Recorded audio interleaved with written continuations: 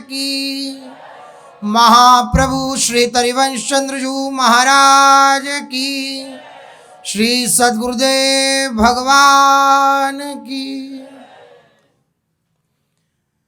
रसघन मोहन मूर्ति ठाकुर श्री राधा वल्लभ लाल जी महाराज, अनंतानंत सखियों की प्राण सजीवन मूरी श्री लाडली जी महाराज एवं इन युगल स्वरूपों को हृदय में नित्य नवीन रूप से दुलार करने वाले श्री सद्गुरुदेव भगवान के चरणों में दंडवत प्रणाम है। श्री वृंदावन की जो ये नित्य प्रेममयी उपासना है, ये तत्सुखमयी है। इस उपासना में स्वसुख की गंध भी नहीं है, अपने सुख की गंध भी नहीं है। इसलिए ये विलक्षण, दुर्लभ और अगम्य है सबके लिए। लेकिन आचार्य कृपा, गुरु कृपा, इष्ट कृपा इस अगम्य तत्सुखमय उपासना को भी सुगम कर देता है। इसलिए आचार्य शरणागति ये सर्वोपरि बात है। हमारे जीवन में अगर हम अपनी दिनचर्या को देखें तो केवल स्वसुख के लिए हम पूरी दिनचर्या करते हैं, और जहां अपने सुख की गंध है, जहां अपने सुख की मांग है, वहां युगल की उपासना संभव नहीं। क्योंकि जहां युगल की उपासना का प्रेम राज्य स्थापित है, वहां पर स्वसुख की गंध भी नहीं है। अपना सुख नहीं चाहती सखियां तो नित्य संगनी है श्री लाडली जी की। इस उपासना में जो उपासक जुड़ जाता है वह भी अपना सुख नहीं चाहता, वह भी अपने सुख की बात नहीं रखता। जो उपासक अपने हृदय में स्वसुख की मात्रा रखता है, वह इस उपासना में आगे बढ़ने में सक्षम नहीं होता। जहां तक अपने सुख की बात है, वहां पर प्रियालाल के सुख की बात कहां से आएगी? जब हम अपने ही सुख में लगे हुए हैं तो हम कैसे जान करके प्रियाजू की रुचि को, उनकी सेवा में तत्पर होंगे? लेकिन यहां की उपासना तत्सुखमयी है। हम तो पग पग पर अपना सुख देखते हैं, क्षण क्षण में अपना सुख देखते हैं, हमें सुख मिले, बस ये बात देखते हैं। उपासना में अगर गुरुजन कहते भी हैं कि आप जब अपना सुख नहीं देखोगे तो आपको अपार सुख मिलेगा, आप स्वसुख को त्याग दोगे, अपने सुख की लालसा को त्याग दोगे तो आपको अपार सुख मिलेगा। तो हम इसलिए स्वसुख की लालसा त्यागना चाहते हैं ताकि हमें सुख मिले। तो मूल में क्या हुआ? सुख मिलना ही तो हुआ। गुरुजनों ने कहा कि आप स्वसुख की लालसा को त्याग देंगे, अपने सुख की लालसा को त्याग देंगे तो आपको सुख मिलेगा। तो हम राजी हो गए। क्यों राजी हो गए? क्योंकि स्वसुख की लालसा को त्यागने से क्या मिलेगा? स्वसुख मिलेगा। सूक्ष्म बात है, तत्सुख में अभी भी प्रवेश नहीं हुआ। बोले आप प्रियालाल की प्राप्ति की लालसा ना करो, नाम जप आदि वाणी गायन आदि दिव्य उपासना पद्धति में लगो, आपको प्रियालाल मिल जाएंगे। इच्छा रहित होने पर प्रियालाल मिलते हैं। तो इच्छा तो छोड़ दी हमने, लेकिन किस लिए छोड़ दी? कि प्रियालाल मिल जाए। स्वसुख की गंध इतनी अच्छी तरीके से विद्यमान है हृदय में कि हम स्वसुख को छोड़ना ही चाहते हैं इस शर्त पर कि हमें स्वसुख मिलेगा, हमें सुख मिलेगा। लेकिन नहीं, प्यारे जिसमें राजी हैं उसमें सुखी रहना, यह तत्सुख है। वो खूब हमें गले मिलकर, हमें दुलार कर कर, हमें अपनी नित्य संगनी बनाकर प्रसन्न है तो हम उसमें राजी हैं। और वो खूब हमें नरक में डालकर प्रसन्न है तो हम उसमें राजी हैं। अब यहां हृदय थर्रा जाता है नरक की बात सुन के कि ऐसे कैसे राजी हैं, पूरे जीवन को इनके मार्ग में झोंक दिया और हम ऐसे कैसे कह दें कि नरक में चले जाएं तब भी इनकी राजी। बस जहां ये प्रश्न खत्म हो जाता है वहां तत्सुख की सीढ़ी प्रारंभ होती है, वहां तत्सुख का राज्य प्रारंभ होता है।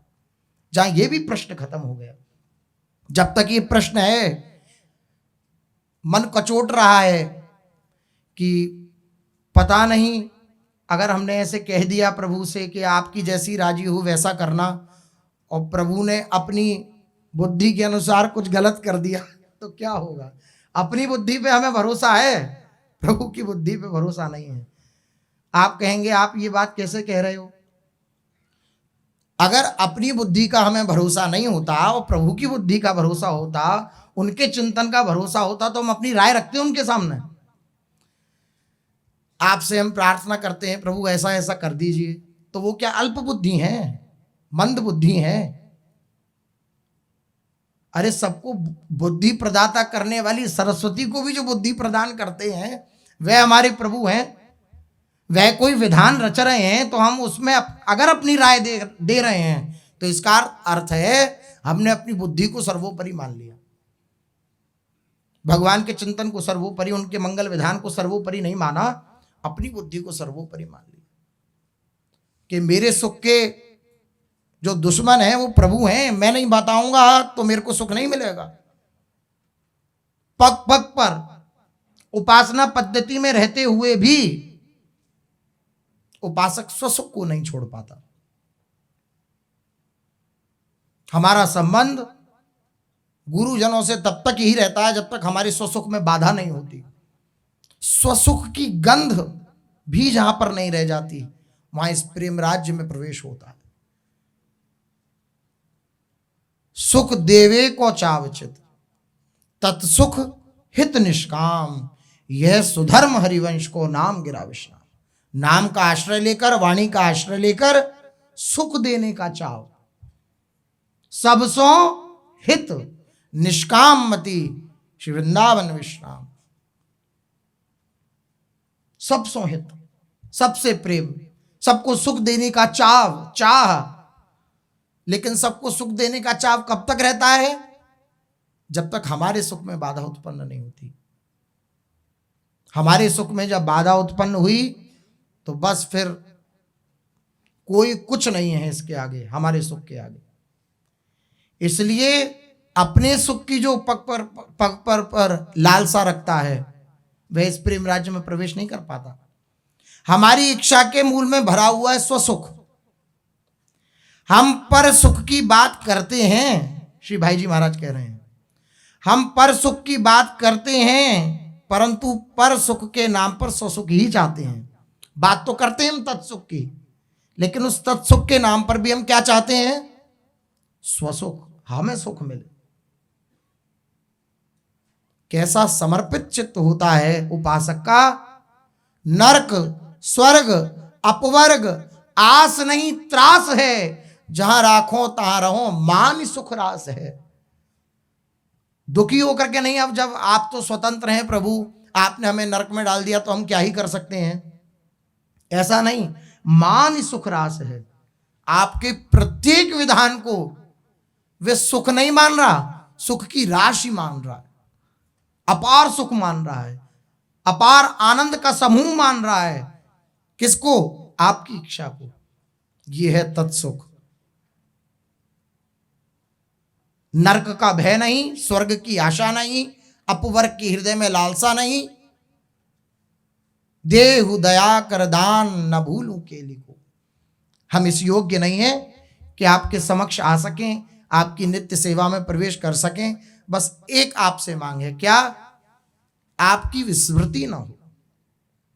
बाकी आप फिर जैसा चाहो वैसा करो। यत्र यत्र मम जन्म कर्म वीर नारकेत परमे पदेतवा। नरक में गिराने में आपको प्रसन्नता हो या परम पद पे प्राप्त कराने में आपकी प्रसन्नता हो, यह आपकी प्रसन्नता पर निर्भर करता है। मैं तो केवल आपका हूं। आप कुछ दो इसलिए नहीं। इसके लिए महापुरुषों ने बहुत सुंदर एक शब्द निश्चित किया, बेशर्त प्रेम। बेशर्त प्रेम, कोई शर्त नहीं है।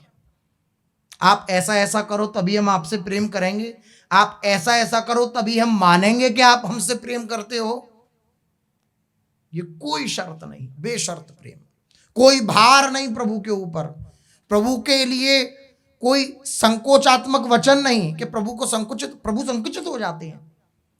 जब हम अपनी मांग रखते हैं, अपनी बुद्धि का कौशल दिखाते हैं, तो प्रभु संकुचित हो जाते हैं कि क्या इसे मेरे पर भरोसा नहीं है, मेरी ही कमी है, मैं इसको संतुष्ट नहीं कर पा रहा। प्रभु संकुचित हो जाते हैं। नहीं, प्रभु को संकुचित नहीं करना, उनके सुख में सुखी रहना है। इसे कहते हैं तत्सुख भाव। ये नींव है इस प्रेम महल की, इस हित महल की। यह ईमानदारी की बात है। तत्सुख के नाम पर हम स्वसुख चाहते हैं, इसलिए हमें प्रेम मिलता कहां है? सखियों में ऐसा क्या है? तत्सुख है, अपनी इच्छा नहीं है। इच्छा शक्ति किसकी है? वह श्री लाडली जी की। इच्छा शक्ति सखी तहां करवावत सब ख्याल। सारी लीला करवाती हैं सखियां, तो क्या हो करके? श्री जी की इच्छा हो करके। उनके हृदय में बस एक ही बात रहती है और कोई बात नहीं रहती। यह अभिलाष किशोरी मोरी, तुम लालन संग मुदित विराजो, मोही करो मुख चंद्र चकोरी। यह अभिलाष किशोरी मोरी। हे लाडली जू, हमारी तो अभिलाषा मात्र यही है, क्या आप श्री लाल बिहारी के साथ आनंदित होकर के विराजमान रहो। तुम लालन संग मुदित विराजो और मोही करो मुख चंद्र चकोरी। आप युगल चंद्र को देख करके मैं चकोरी की भांति आपका दिग्दर्शन करती रहूं, बस यही मेरे जीवन की आशा है। उनके सुख में बाधा नहीं है। आप दोनों सुखी रहो, परस्पर एक दूसरे के प्रति प्रेमासक्ति धारण करके। बस मुझे ये भान होता रहे कि आप दोनों सुखी हो, मैं दर्शन करती रहूं कि आप दोनों सुखी हो। ये है तत्सुख। प्रीतम का सुख ही जिनका सर्वोपरि इच्छा है। निकुंज लीला में इतना त्याग है कि जिस त्याग की हमारे मन में कल्पना भी नहीं हो सकती। स्वसुख का त्याग ही सर्वोपरि त्याग होता है, और इस निकुंज उपासना में स्वसुख का त्याग है। अपने सुख का त्याग करना बड़े कठिन होता है, कहना आसान होता है, लच्छेदार भाषण दे देना आसान होता है, लेकिन स्वसुख को त्याग पाना बहुत कठिन होता है। जिस प्रकार के त्याग की कल्पना हमारे मन में नहीं हो सकती, उस प्रकार का त्याग, उस स्वसुख का त्याग इस निकुंज लीला के उपासक के जीवन में होता है। भोग में निकुंज नहीं है, त्याग में निकुंज है। जहां त्याग की पराकाष्ठा है, जहां त्याग का भी त्याग हो चुका है, हमने त्याग किया, इस स्मृति का भी त्याग हो चुका है, वहां निकुंज है। जहां प्रियतम सुख के प्रति जीवन की सत्ता नहीं है, अपने जीवन की सत्ता नहीं है, हमारे प्रीतम सुखी हैं बस। कौन प्रीतम? दो प्रीतम बेहद, दो प्रीतम कुंज। हमारे प्रियालाल, ये जो दोनों प्रीतम हैं, ये सुखी हैं, बस यही सर्वोपरि है। इस प्रकार का जहां पर त्याग है, इस प्रकार की जो उच्च वृत्ति है, वहां निकुंज है। ऐसा अत्यंत उच्च आरूढ़ है जहां पर, वहां पर ही प्रेम खेलता है। अब ये तत्सुख भाव आना एक साधारण जीव के लिए अत्यंत कठिन है। ये तत्सुख में, पहली बात तो हम समझ ही नहीं पाते कि हम स्वसुख में हैं या तत्सुख में। स्वसुख की जो मात्रा है उसको पकड़ पाना कठिन हो जाता है। तत्सुख भाव जो हृदय में उत्पन्न होता है वह आचार्य कृपा से होता है। अब जब जीव के लिए दुर्लभ हो गया तो उसी तत्सुख भाव को स्थापित करने के लिए विविध आचार्यों के रूप में महापुरुषजन प्रकट होते हैं।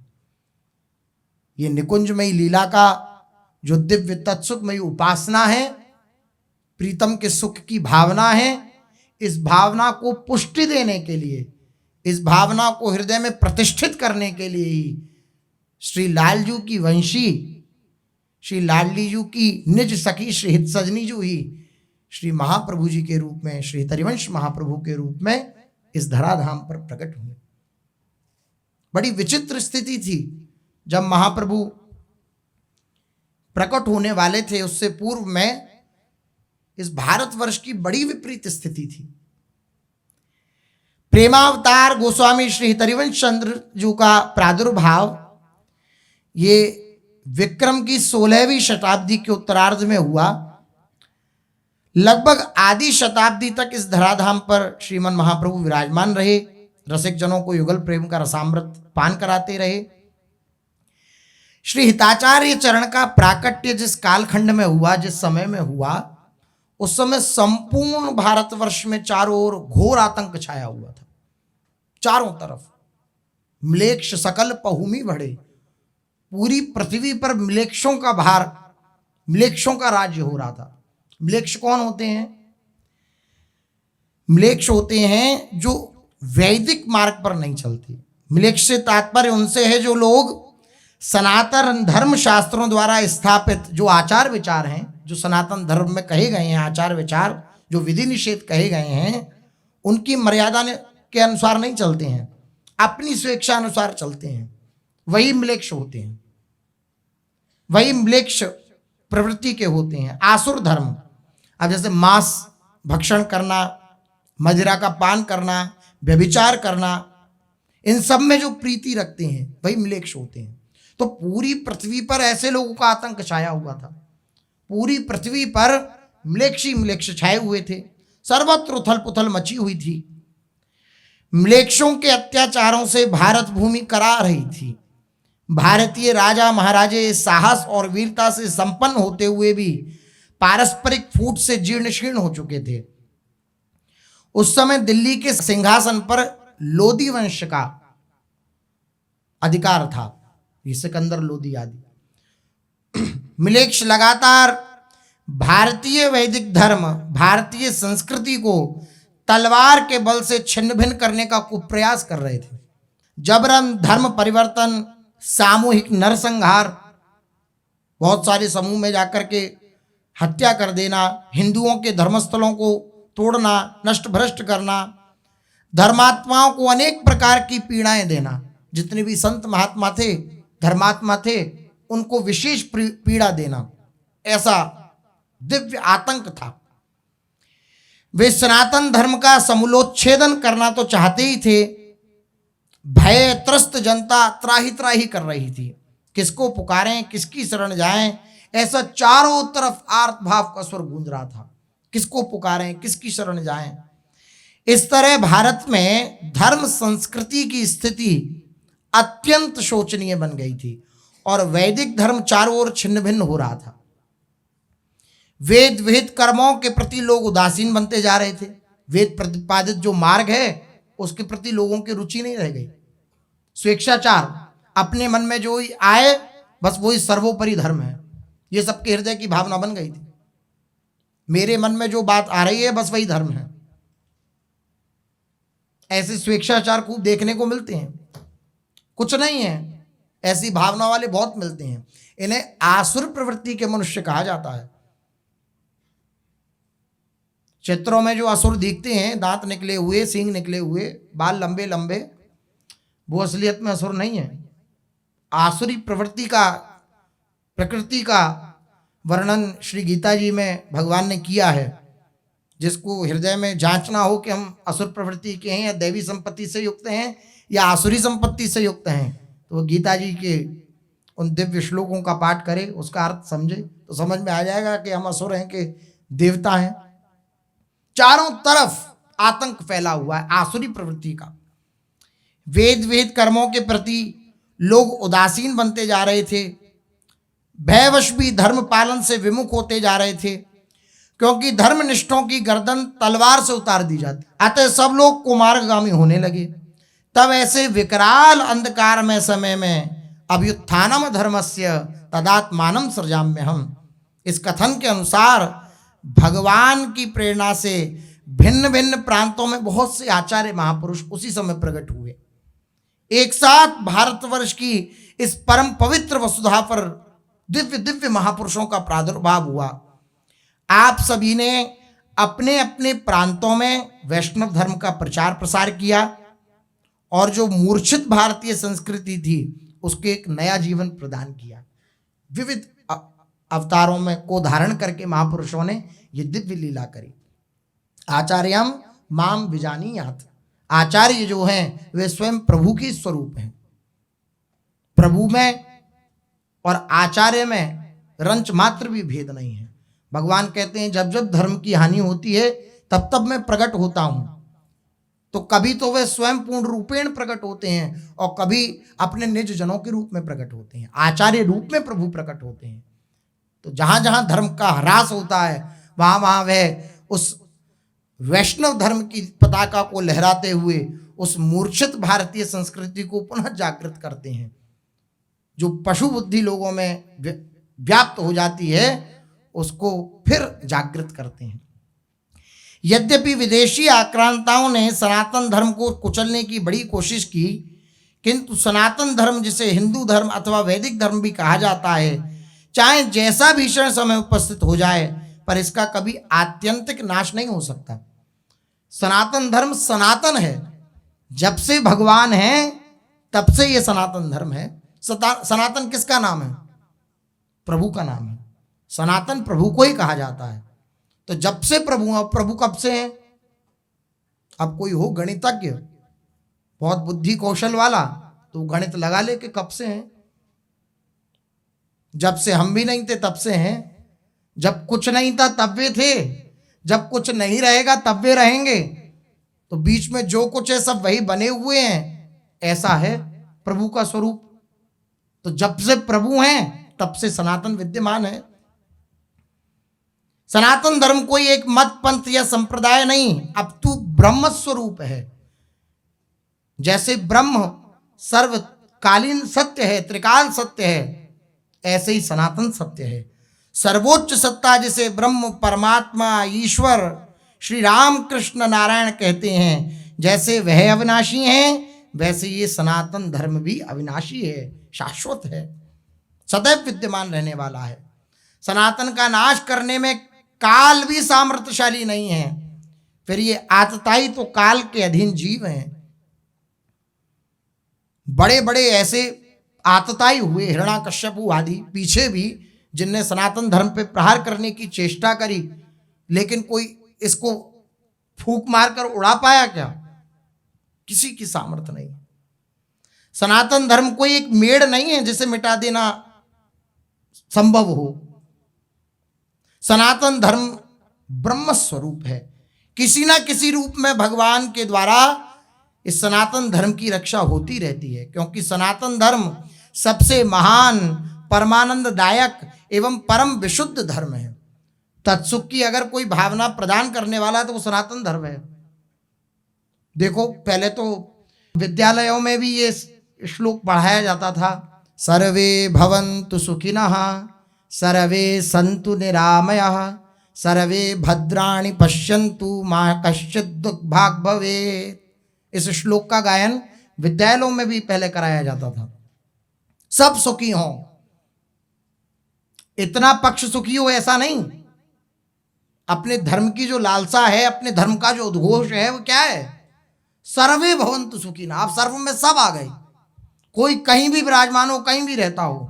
सर्वे भवन्तु सुखिनः, सर्वे सन्तु निरामया, सर्वे सबका कल्याण हो, सर्व निरोग हो, किसी को किसी प्रकार का कोई दुख प्राप्त ना हो। ये सनातन धर्म है जो समग्र विश्व को सुख में निमग्न करने की भावना हृदय में धारण रखता है। मन, वचन, कर्म से चराचर जगत को सुख प्रदान करना है, यही सनातन धर्म है। किसी को कष्ट नहीं पहुंचाना, किसी को पीड़ा नहीं पहुंचानी, हमारी वजह से किसी को क्लेश ना हो, यही सनातन धर्म है। सनातन धर्म में वैर, विरोध, विद्वेष, हिंसा, इन सब का किंचन मात्र भी स्थान नहीं है। किसी से वैर करना, विरोध करना, किसी के प्रति हिंसा का भाव रखना नहीं। सर्वभूत हिते रताः, सबके हित में लगे रहना ही यही सनातन धर्म है। श्री सेवक जी ने महाप्रभु श्री हितरिवंश चंद्र जी के अवतार के समय की उस परिस्थिति का वर्णन सेवक वाणी में किया है। कलयुग कठिन वेद विधि रही, धर्म कहूँ नहीं दीखत सही, कही भली को ना करे, उद्वस विश्व भयो सब देश, धर्म रहित मेदिनी नरेश, म्लेच्छ सकल पहुमी भड़े, सब जन करही आधुनिक धर्म, वेद विहित जाने नहीं कर्म, मर्म भक्ति को क्यों लहें, बूढ़त भव आवे न उसास, जस बरनो हरिवंश विलास, श्री हरिवंश ही गाई हो। कलयुग में वेद प्रतिपादित विधि का पालन कठिन हो गया था। जिस समय महाप्रभु का जन्म होने वाला है, उससे पूर्व में कलयुग की कैसी स्थिति थी उसका वर्णन करते हुए श्री सेवक जी कह रहे हैं कि वेद प्रतिपादित मार्ग का आचरण करना दुर्लभ हो गया था, जिस कारण से ठीक ठीक धर्माचरण कहीं देखने को भी नहीं आता था। धर्म का अगर पालन नहीं किया जाता तो धर्म फिर रक्षा नहीं करता। धर्म उसी की रक्षा करता है जो धर्म की रक्षा करता है, धर्म का पालन करता है। धर्मो रक्षति रक्षितः, जो धर्म की रक्षा करता है, जो धर्म का पालन करता है। धर्म की रक्षा करना क्या हुआ? धर्म की रक्षा करना होता है धर्म का हृदय में आचरण करना। हम आचरण से धर्म का प्रचार कर सकते हैं और किसी मार्ग को धारण करके धर्म का प्रचार नहीं किया जा सकता। हम स्वयं आचरण करें, हम स्वयं अपने हृदय में धर्म का आचरण करें तो सब जगह उसको देख करके लोग प्रभावित होंगे कि ये कितने धर्मात्मा हैं। ये जब इतने सुखी हैं धर्म का आचरण करके, तो हम भी धर्म को धारण करें, हम भी धर्माचरण को स्वीकार करें तो हम भी सुखी होंगे। ऐसे होता है। ठीक धर्माचरण कहीं देखने को भी नहीं आता था। यथार्थ बात बतलाने पर कोई उसे मानने को तैयार नहीं। संसार के सब देश उत्पत्तिगामी कुमार्गगामी हो गए और राजा लोग धर्म से रहित हो गए। सारी पृथ्वी पर म्लेच्छों का बाहुल्य हो गया। उनके प्रभाव से प्राय सभी लोग प्राचीन वैदिक सनातन धर्म को छोड़कर आधुनिक धर्म जो भोग परक है, ऋणम कृत्वा घृतम पीवेत, ये कोई प्रामाणिक सिद्धांत नहीं है। प्रामाणिक सिद्धांत शास्त्रों में, वेद में वर्णित है। वही अपने सनातन धर्म की गाइड है। जैसे कहीं जाओ तो गाइड मिलती है ना कि आप इधर जाओगे तो आप इसका ये महत्व है, यहाँ जाने के लिए आपको ऐसे जाना पड़ेगा। ऐसी अपने धर्म की, सनातन धर्म की जो गाइड है वही ये वेद शास्त्र आदि हैं। ये हमें बताते हैं कैसे चलना है, ये हमें बताते हैं हमें कैसे जीना है, ये हमें बताते हैं कैसे मरना है। केवल जीने की बात, भोगने की बात ये नहीं बताता हमारा शास्त्र। क्या बताता है? कैसे मरना है यह भी बतलाता है। कहीं भी मरने की बात नहीं है। मरने की बात करने पर मुंह बंद कर दिया जाता है। कैसी बात करते हो? ये अच्छी बात थोड़ी है मरने की बात करना। और यही कुछ भी सत्य नहीं है संसार में। एक बात सत्य है, मरना है। ऐसा कोई नहीं है इस संसार में जिसे मरना ना हो। तो जो आधुनिक धर्म है, जो भोग परक है, स्वेच्छापूर्ण धर्म है, ऐसे धर्म की बाहुलता कलयुग में हो गई थी। जब वेद सम्मत कर्मों का ही उनको ज्ञान नहीं रहा, तब फिर वे अज्ञानी लोग भक्ति मार्ग का तो मर्म ही कैसे जान सकते थे। अतएव उस मर्म को न जान सकने के कारण कर्म ज्ञान भक्ति से हीन होकर के वे भवसागर में डूब उतरा रहे थे। उनसे श्वास भी लेते नहीं बनता था, संसार सागर में पड़े हुए थे, अत्यंत दुखी थे। श्री सेवक जी कह रहे हैं यह देख करके कि सारा संसार धर्म रहित हो गया है और पृथ्वी पर म्लेच्छों के भार से दुखित हो रही है ये पृथ्वी, तो इस संसार की रचना करने वाले प्रभु के अतिरिक्त इस संसार के प्रति वात्सल्य भाव और कौन रखने वाला है। उनके हृदय में वात्सल्य भाव उत्पन्न हुआ, करुणा उत्पन्न हुई प्रभु के हृदय में। करी कृपा मन कियो विचार, श्रुतिपत विमुख दुखित संसार, सार वेद विधि उद्धरी।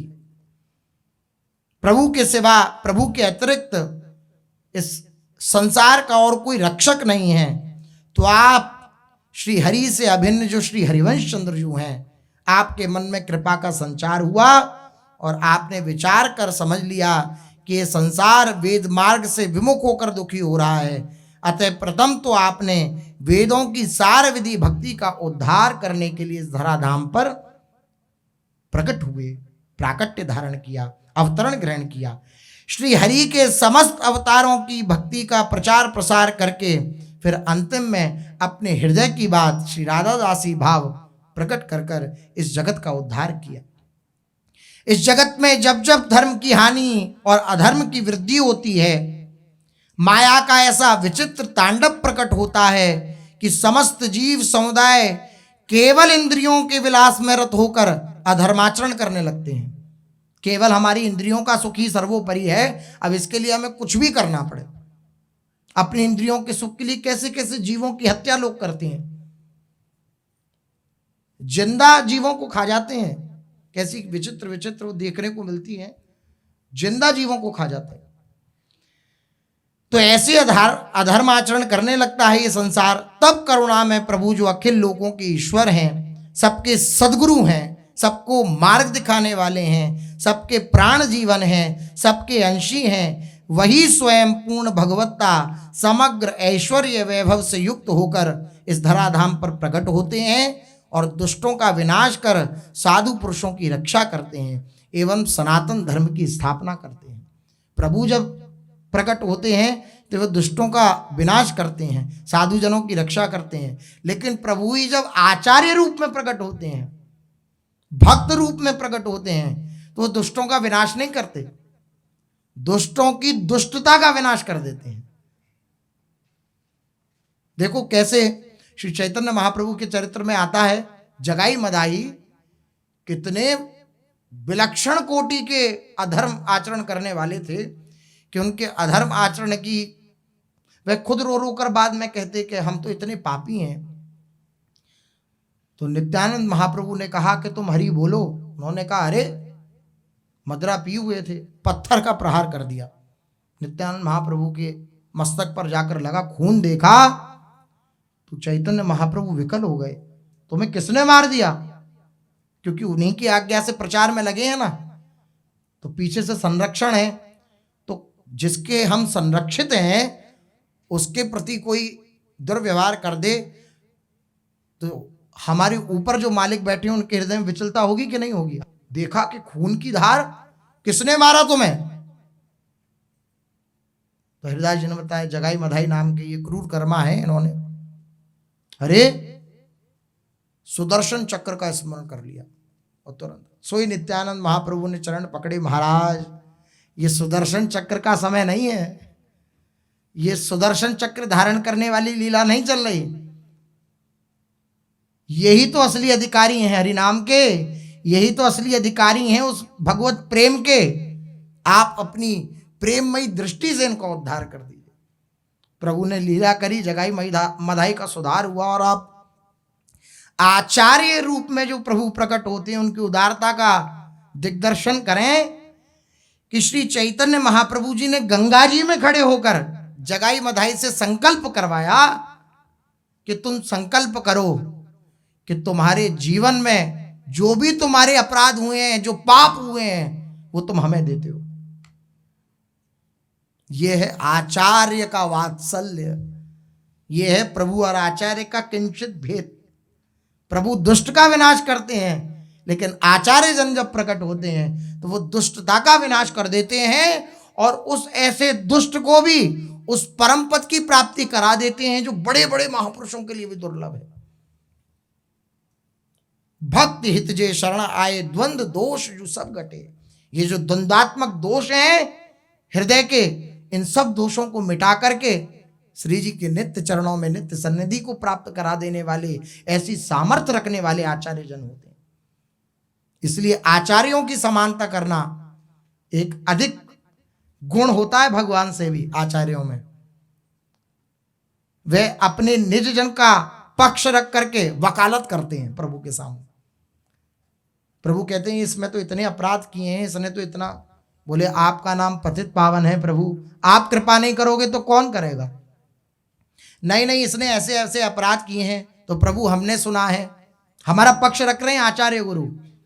बोले प्रभु हमने सुना है, एक बार जिन नाम लिए हित सोहे अति दीन, ताको संग न छाड़ही ध्रुव अपनों कर लीन। एक बार जो विकल हृदय से, प्रेममय हृदय से पुकार लेता है राधा राधा राधा, प्रभु उसका संग नहीं छोड़ते। तो प्रभु आपकी तो घोषणा ये है और आप कह रहे हैं ये अपराधी है। कैसा अपराध? एक बार इसने राधा नाम ले लिया, क्या इस राधा नाम की समानता, क्या इसके जो दिव्य प्रभाव को नष्ट कर देना किसी अपराध की क्षमता है क्या? तो प्रभु को चुप हो जाना पड़ता है। ये आचार्यों के अंदर एक अधिक गुण होता है, हमारा अपने निज जनों का पक्षपात कर लेना। प्रभु तो निरपेक्ष हैं, लेकिन वही प्रभु जब आचार्य रूप में आते हैं तो अपने निज जनों का पक्षपात कर लेते हैं, साधु पुरुषों की रक्षा करते हैं, सनातन धर्म की उपासना करते हैं। वही परम तत्व सच्चिदानंद परमात्मा अपने प्रेम धर्म की स्थापना करने के लिए प्रेम वैभव से युक्त होकर के आचार्य संत महापुरुषों के रूप में अवतीर्ण होते हैं और उनका वह वपु अतिशय करुणामय होता है।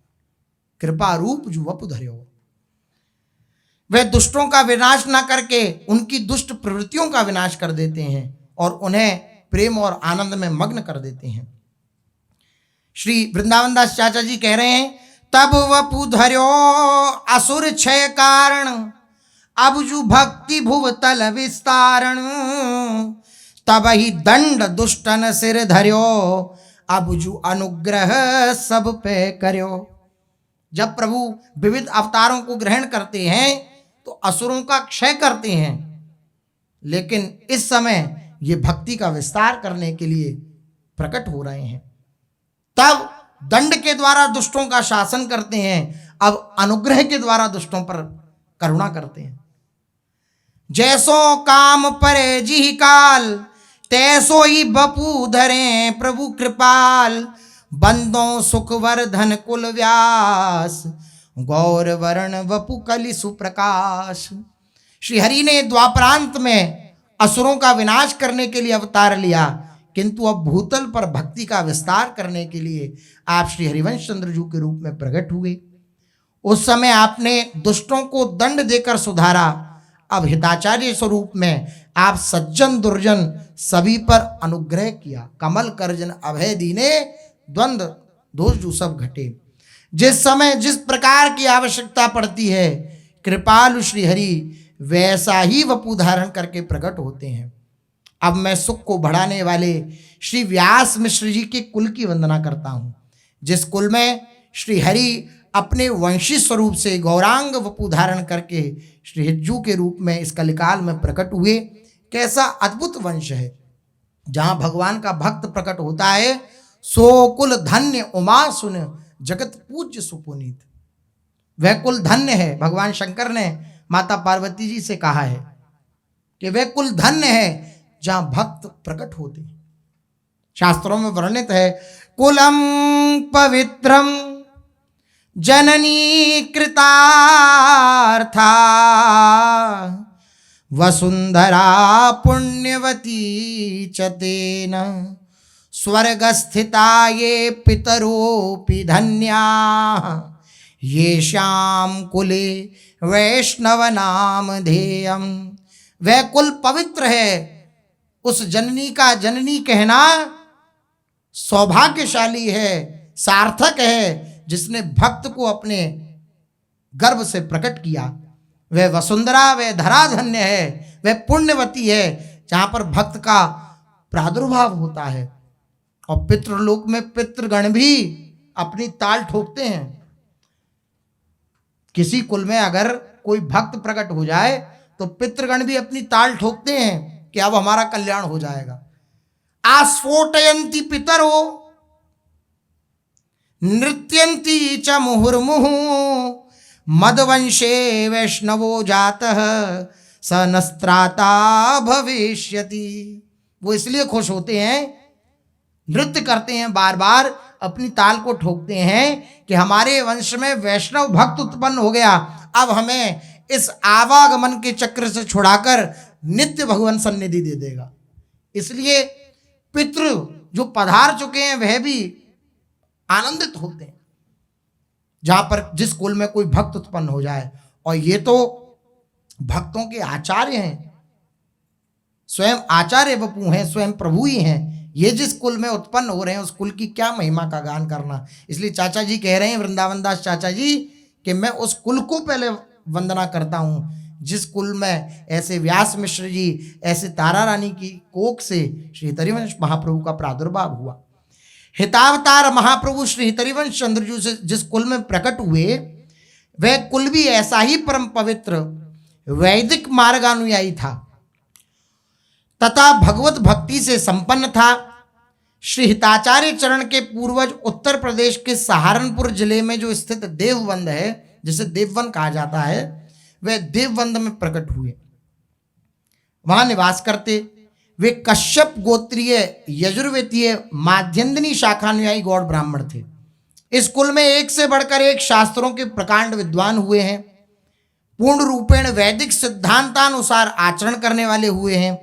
बड़े बड़े धर्म कर्मनिष्ठ कुल परंपरागत युगलोपासक श्री राधा माधव की अनन्य भक्ति भावना रखते हुए ऐसे दिव्य वंश में इनके वंश में प्रकट हुए हैं।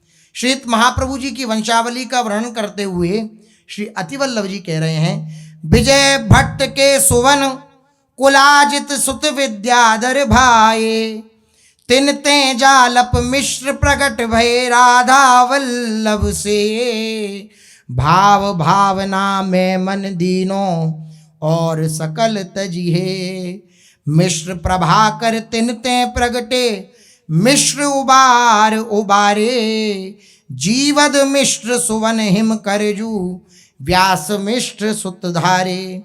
श्री विजय भट्ट जी उद्भट विद्वान होने के कारण ये भट्ट कहलाए। जो बहुत विद्वान होते थे उस समय उनके नाम के आगे भट्ट लगा दिया जाता था। विद्या के बल भट्ट सुनाम, भक्ति विस्तरी तिन के धाम। विद्या के बल उनको भट्ट नाम से कहा गया। तो विजय भट्ट जी, इनके पुत्र हुए श्री कुलाजित भट्ट जी, और उनके पुत्र हुए श्री विद्याधर भट्ट जी, और श्री विद्याधर भट्ट जी के पुत्र हुए श्री जालप मिश्र जी। अब यहां मिश्र प्रकट हुए। वेद पुराण आदि का कथन करने के कारण ही बाद में इन्हें मिश्र उपाधि से कहा गया। पहले भट्ट उपाधि से, पहले के कुल में जो थे इनके, और फिर बाद में मिश्र। वेद पुराण कहें इतिहास, मिश्र नाम जग भयो प्रकाश। वेद पुराण इतिहास का वर्णन करने के कारण, उसका ज्ञान रखने के कारण इन्हें मिश्र उपाधि से संबोधित किया गया। तो श्री जालप मिश्र जी हुए, ये बड़े विद्वान थे और श्री राधा माधव के अत्यंत उपासक। तात्कालीन राजा ने इनका शिष्यत्व स्वीकार कर इन्हें राजगुरु की पदवी पर अभिषिक्त किया। श्री जालप मिश्र जी के पुत्र हुए श्री प्रभाकर मिश्र जी, और उनके पुत्र हुए श्री उवाकर मिश्र जी, और उवाकर मिश्र जी के श्री जीवद मिश्र जी, और जीवद मिश्र जी के श्री हिमकर मिश्र जी। ये वंश है। जैसे भगवान नामावली सुनने का फल है, पापों का क्षय होता है, अपराधों का क्षय होता है भगवान नाम का उच्चारण करने से या श्रवण करने से, इसी प्रकार भगवान के या भगवान के भक्तों के वंश का श्रवण करने से पापों का क्षय होता है। परम बड़भागी श्री हिमकर मिश्र जी सदैव श्री कृष्ण चरणों में चिंतन में, उन्हीं के चिंतन में लगे रहते, निमग्न रहते। इन्होंने अपनी भक्ति भावना से मुरलीधर श्री कृष्ण चंद्र जी को रिझा लिया। अतः भगवत कृपा प्रसाद से आपको जैसे नंद बाबा आदि 9 भाई थे और जैसे नवयोगेश्वर हैं, ऐसे ये 9 भाई हुए। श्री केशवदास जी, श्री रघुनाथ जी, श्री गंगाधर जी, श्री देवदास जी, श्री व्यास मिश्र जी, श्री गोपाल जी, श्री उदयराम जी, श्री पद्माकर जी तथा श्री कल्याण जी, ये 9 भाई हुए। 4 बड़े और 4 छोटे, बीच के श्री व्यास मिश्र जी। ये सभी महाभागवत हुए, भगवान श्री हरि के परम उपासक हुए। इनमें जो सबसे बड़े श्री केशवदास जी थे, ये विरक्त सन्यासी हो गए थे। इन्हीं का नाम था श्री नरसिंह आश्रम जी, नरसिंह आश्रम जी महाराज। शेष सभी घर परिवार में रहकर के स्वधर्म आचरण करते, अरनिष्ठ भगवत आराधना में लगे रहते। इनकी एक बहन भी थी, इनका नाम था उदयश्री, कुंवरी उदयश्री जी। एक 9 भाइयों में इकलौती बहन श्री उदयश्री जी, बड़ी भाग्यशालिनी, जिनके ऐसे सर्वगुण संपन्न 9 भ्राता हों। इन सभी 9 भाइयों में 4 से छोटे और 4 से बड़े अर्थात मध्य के थे परम भागवत श्री व्यास मिश्र जी, जिनके पुत्र के रूप में वंशी स्वरूप श्री हरिवंश जो प्रकट हुए। देववन नगर प्रसिद्ध विराज, व्यास मिश्र द्विज कुल मधिराज। ज्योतिष वैदक वेद पुराण, चार्यो विद्या करी गुणवान। पंडित गुण अपार न प्रमाण, हय गय संपत्ति नृपति समान। नृपतियों के समान, राजाओं के समान इनके पास संपत्ति थी। द्विज कुल भूषण श्री व्यास मिश्र जी वेद पुराण इतिहास आदि सकल शास्त्रों में निष्णात थे और साथ साथ ज्योतिष के भी बड़े विशेष पारंगत थे। ज्योतिष शास्त्र कोई झूठा नहीं है, ज्योतिष शास्त्र को भगवान के नेत्र कहा गया है। ज्योतिष शास्त्र को भगवान का नेत्र कहा गया है। कोई प्रकांड विद्वान हो, ज्योतिष का मर्मज्ञ हो। अब देखो श्री परीक्षित जी महाराज प्रकट हुए हैं, तो प्रकट होते ही वह जो ब्राह्मण जन थे, ऋषि जन थे, उन सब ने गणना करके पूरा जीवन का वृत्तांत परीक्षित जी का जन्म लेती सुना दिया।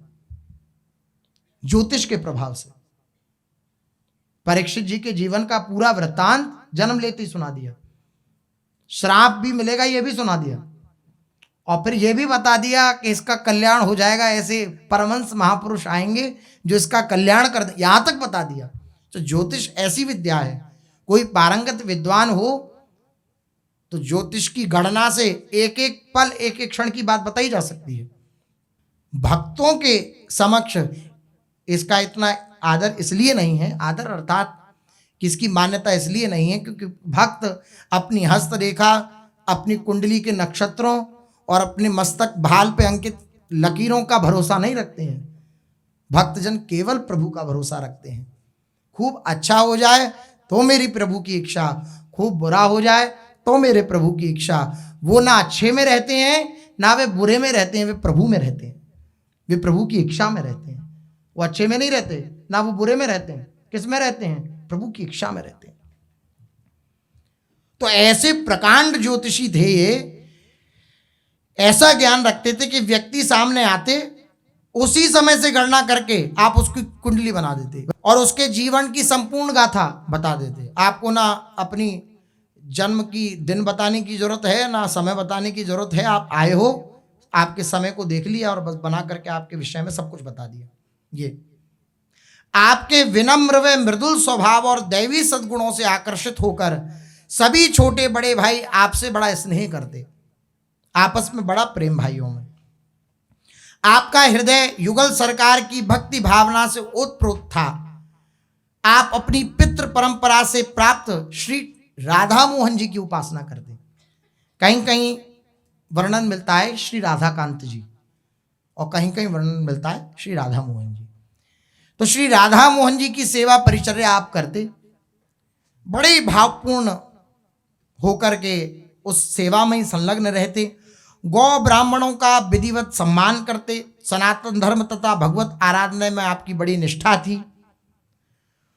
आपके दिव्य गुणों के अनुरूप ही आपकी सहधर्मिणी परम सुंदरी सुशीला व शुभ लक्षणों से और गुणों से युक्त धर्मपरायणा परम पतिव्रता आपकी धर्मपत्नी श्रीमती तारा रानी जी थी। यही तारा रानी को सौभाग्य प्राप्त हुआ महाप्रभु की माता बनने का, जिनका दर्शन करके ऐसा प्रतीत होता मानो श्री यशोदा जी ही तारा रानी के रूप में प्रकट हुई हैं। महापुरुषों की वाणी है, शुभ लक्षण गुणशील धर्मरति तारा जननी, मनुज सुमति अवतरी और उपमा नहीं गणनी। और क्या उपमा दी जाए, ऐसा लगता है मानो स्वयं श्री यशोदा मैया ही श्री तारा रानी जी के रूप में प्रकट हुई हैं। आचार्य महापुरुषों का प्रादुर्भाव महान तेजस्वी तपस्वी देवी संपदा संपन्न एवं श्री हरि आराधन तत्पर भगवत कृपा पात्र जनों के यहीं होता है, जो वैदिक पद्धति से चलते हैं, उपासना पद्धति से चलते हैं। क्योंकि भगवान का और भगवान के जनों का जो तेज होता है, उस तेज को गर्भ में धारण करना किसी साधारण के बस की बात नहीं है। कहीं साधारणतः किसी के गर्भ में प्रकट नहीं हो जाते प्रभु या प्रभु के जन। उस तेज को सहन करने की भी सामर्थ्य होनी चाहिए। तो ऐसी धर्मपरायणा जो श्री तारा रानी जी हैं, उनके गर्भ में प्रभु श्री हित प्रभु आए। आपके पास कुल परंपरागत प्राप्त संपत्ति तो थी ही, साथ ही ज्योतिष विद्या के प्रभाव से प्रभावित होकर बड़े बड़े राजा महाराजा आपके चरणों में भेंट समर्पित करते, आपकी अधीनता स्वीकार करते। अतएव आप एक राजा की तरह हाथी घोड़ा सेना रथ ये सब इनके पास संपन्न रूप से था, पूर्ण रूप से था। इस तरह आपने प्रभुत धन एवं सम्मान प्राप्त किया। देश देशांतरों में विख्यात आपका सुयश सुनकर जो दिल्ली की गद्दी पर आसीन तत्काल पृथ्वीपति था, बादशाह था सिकंदर लोधी, वह बड़ा प्रभावित हुआ आपकी ख्याति को सुनकर कि आप इतने बड़े प्रकांड विद्वान हैं, ज्योतिषी हैं। इन्होंने आपको आमंत्रित किया।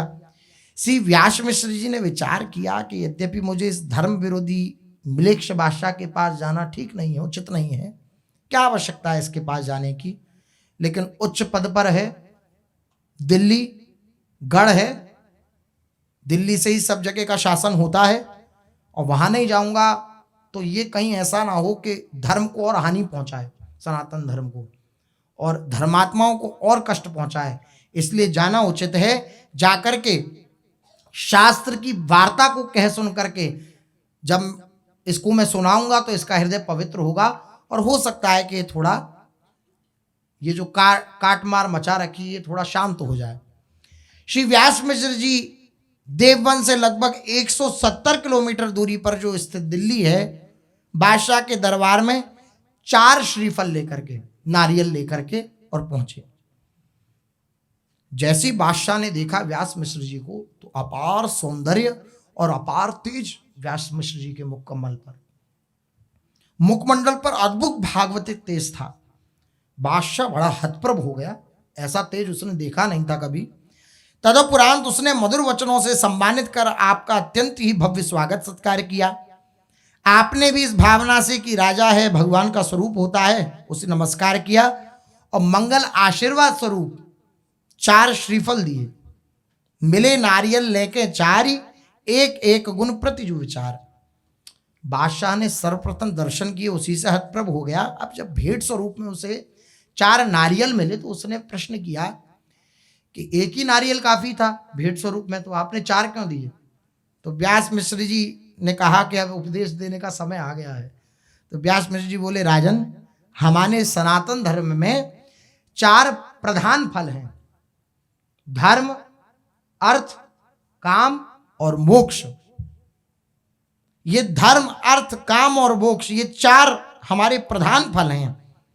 अपने धर्म के प्रति निष्ठावान ब्रह्म तेज से संपन्न जो ब्रह्मर्षि जन हैं, वे जब किसी पर प्रसन्न हो जाते हैं तब इन 4 पदार्थों को उसको दे देते हैं। जब ये सुना उसने तो बड़ा उसके हृदय में था कि सनातन धर्मावलंबी हैं, पता नहीं मेरा सम्मान करें ना करें, लेकिन जब ये सुना कि मेरे मंगल की कामना लेकर के व्यास मिश्र जी आए हैं, बिक गया। पहले तो मुकम्मल देखा तो हतप्रभ हो गया, अब जब उनके हृदय की वृत्ति देखी है कि ये मेरी मंगल की कामना के लिए आए हैं, इनके सनातन धर्म में 4 फल हैं, अर्थ धर्म काम मोक्ष, ये चारों फल मुझे दे रहे हैं, तो बिक गया राजा। मैंने आशीर्वाद स्वरूप तो मैं ये चारों फल दिए हैं, बड़ा प्रसन्न हुआ, और प्रसन्न होकर के इसने कहा कि आप वेद पुराण स्मृति ज्योतिष आयुर्वेद आदि विविध विद्याओं में पारंगत हो, मैंने आपकी सब परीक्षा कर ली और आपके वचन ही प्रामाणिक हैं।